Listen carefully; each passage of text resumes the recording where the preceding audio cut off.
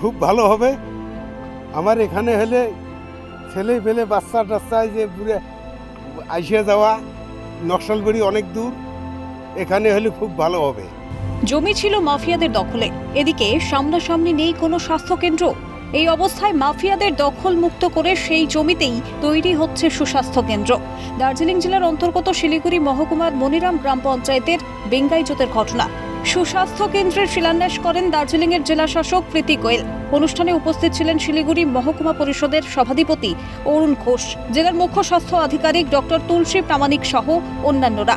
স্বাস্থ্য কেন্দ্র পেয়ে খুশি এলাকার মানুষ। খুব ভালো হবে।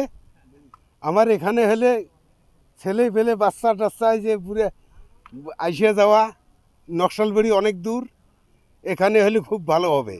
অনেক দূর তো যেতে হয় নকশালবাড়িতে, অনেক দূর যেতে হয়, যাওয়া এসে মানে সবেরে এখানে প্রয়োজন। এটা আমাদের দীর্ঘদিনের দাবি ছিল। দীর্ঘদিন যাবত আমরা অনেক চেষ্টার ফলে এই সাবসেন্টারটা আমরা এই মমতা ব্যানার্জির প্রেরণা আমরা পেয়েছি। আমাদের যে মুখ্যমন্ত্রী আমাদের সব অনেক উপকার করেছে। প্রায় 64 লক্ষ টাকা ব্যয়ে তৈরি হতে চলেছে সুস্বাস্থ্য কেন্দ্রটি। থাকছে টেলিমেডিসিন সহ অন্যান্য পরিষেবাও। ন্যাশনাল হেলথ সেন্টার পশ্চিমবঙ্গ সরকার করছে, হেলথ ডিপার্টমেন্ট করছে, সো দ্যাট মানুষ আরও ভালো পরিষেবা পেতে পারে। আর আমাদের উদ্দেশ্য আছে কি সো দ্যাট মানুষকে বেশি ট্রাভেল না করতে হয়, বাড়ির কাছাকাছি হেলথ সুবিধা পেয়ে যায়। কি পায় ম্যাম এখানে হেলথ সুবিধা? এখানে আমাদের এএনএম আশা থাকছে, আমাদের সিএচও থাকছে, টেলিমেডিসিনের সুবিধা থাকবে, এইসব সুবিধা। বস্তুত মাফিয়াদের দখলমুক্ত করা জমিতে তৈরি হতে চলা সুস্বাস্থ্য কেন্দ্রে মনিরাম ছাড়াও খড়িবাড়ির রানীগঞ্জ, পানিশালী গ্রাম পঞ্চায়েতের মানুষেরাও সুবিধা পাবেন, জানাচ্ছেন স্থানীয় পঞ্চায়েত প্রধান গৌতম ঘোষ। বেঙ্গাইজোত সুস্বাস্থ্য কেন্দ্রতে খালি বেঙ্গাইজোতের মানুষই সীমাবদ্ধ থাকবে না।